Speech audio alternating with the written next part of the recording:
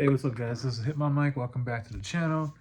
So just wanted to do another video where I'm just sitting in my room, just giving out random thoughts into the YouTube space about the Pokemon market and the hobby.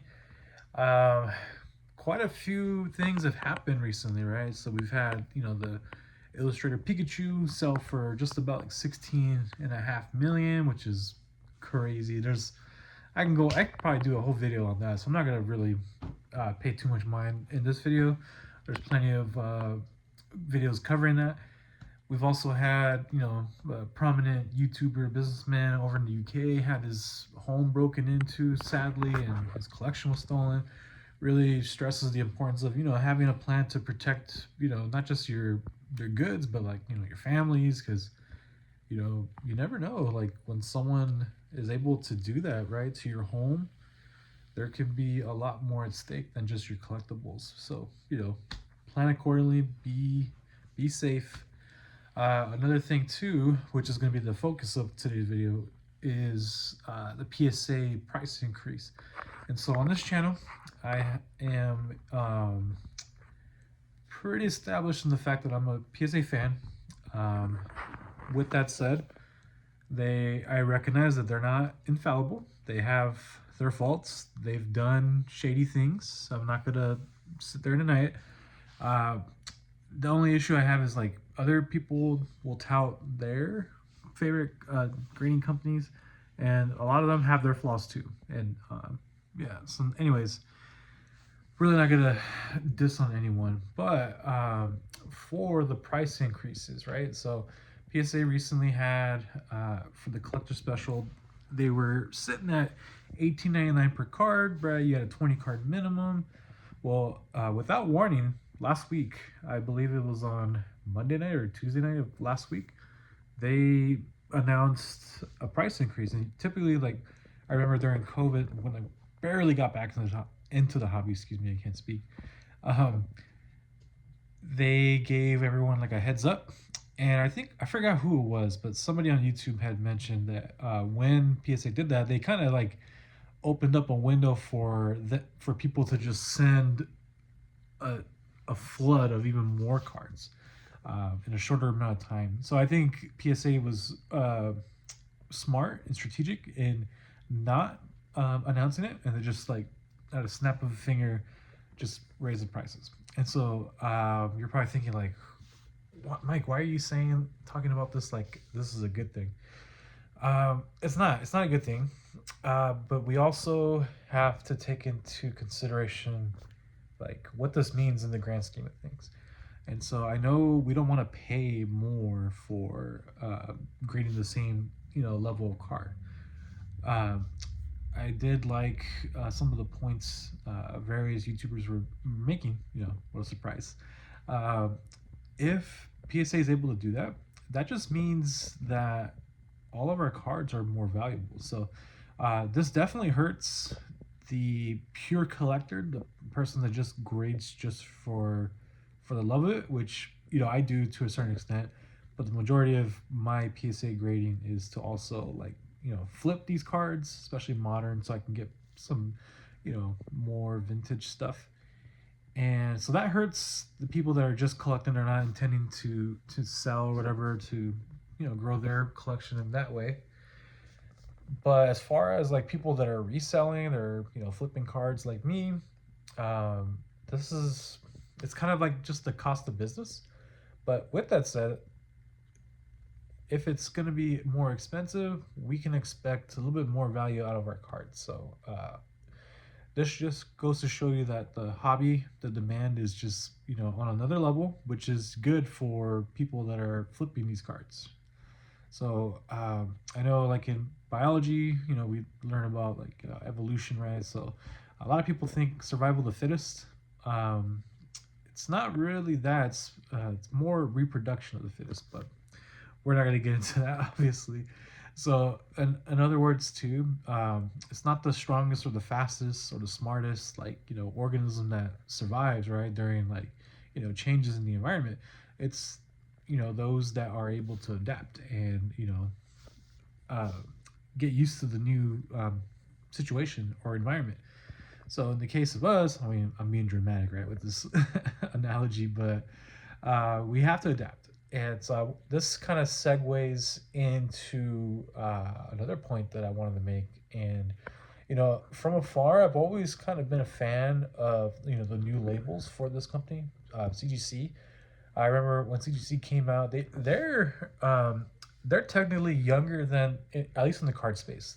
Their time in the hobby is a lot less, or it's younger than my time in the hobby, which is kind of crazy because I've only been in here late 2020, and CGC card I think finally got up and running like in mid 2021.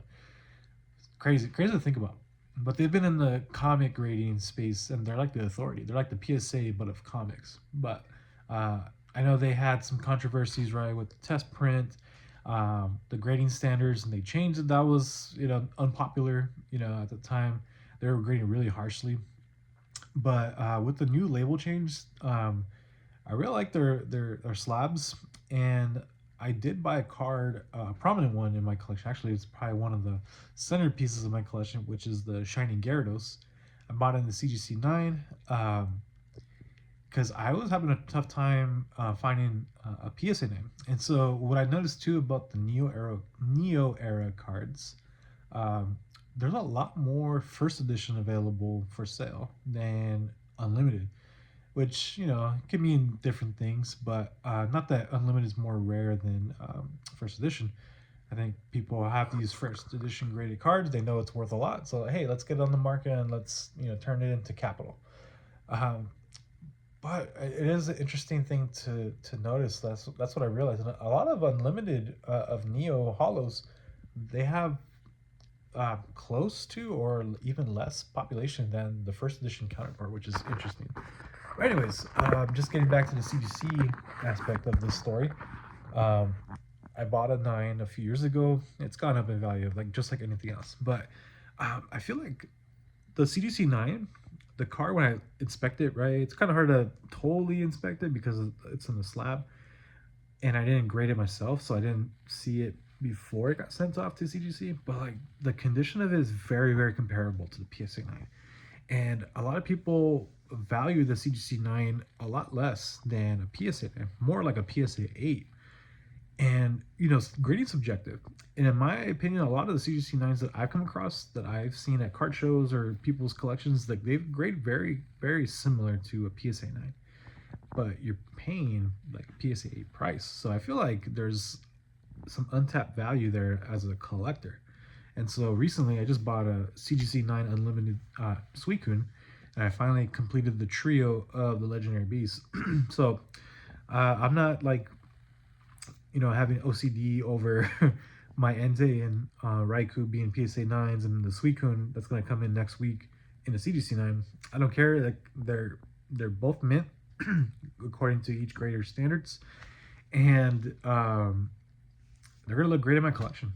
And I see a lot of CGC 9s, a lot of cards, a lot of vintage cards that are like really good value in a CGC 9. So I'm going to be hunting that, and I'm not going to say that I'm completely transitioning over to becoming a CGC collector, but I am going to be buying more CGC slabs. Like the value is just there.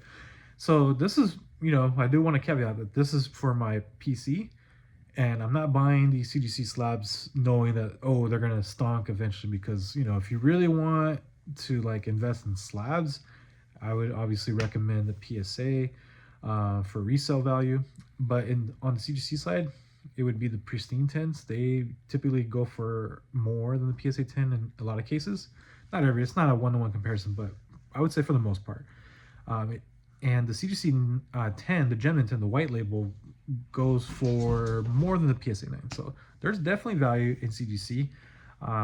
They get your cards back in about a month. I think it's 40 days, maybe a little bit less, give or take. And they're 15. Hopefully they don't raise their prices. I feel like this is a great opportunity for them to just capture like more of the market while PSA increases their prices. People are kind of souring on PSA, in the moment. And hopefully CGC can just capture more. So competition is always healthy, right?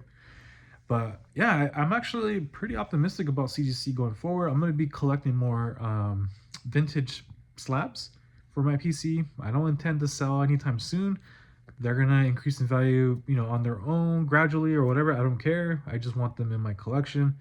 I've really doubled down on just focusing on vintage as opposed to modern. Like, no shade to anyone there, but like, man, I love modern. Modern artwork is phenomenal, but man, when I go to the card shows and I see every table with the same cards, it's kind of, for me, it gets a little boring. It gets a little repetitive. I do like hunting for those vintage, those treasure hunts basically, and they're like really cool finds, right? When you are able to locate them.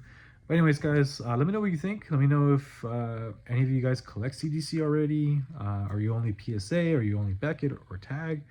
Yeah, just let me know. So remember, collect what you love. Make sure you do it responsibly. And if you like this content, like and subscribe. I'll catch you guys on the next one. Peace.